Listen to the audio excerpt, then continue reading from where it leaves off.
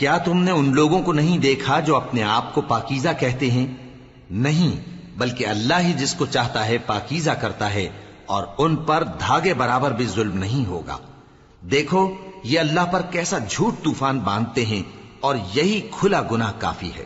بھلا تم نے ان لوگوں کو نہیں دیکھا جن کو کتاب سے حصہ دیا گیا ہے کہ بتوں اور شیطان کو مانتے ہیں، اور کفار کے بارے میں کہتے ہیں کہ یہ لوگ مومنوں کی نسبت سیدھے رستے پر ہیں۔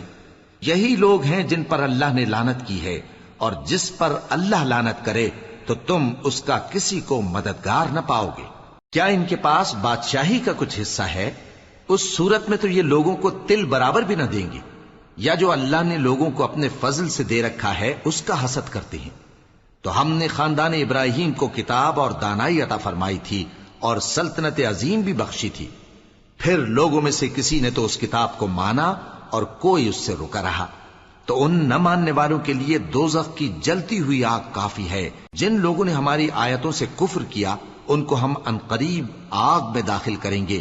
جب کبھی ان کی کھالیں گل جائیں گی تو ہم ان کو اور کھالیں بدل کر دیں گے تاکہ ہمیشہ عذاب کا مزہ چکھتے رہیں۔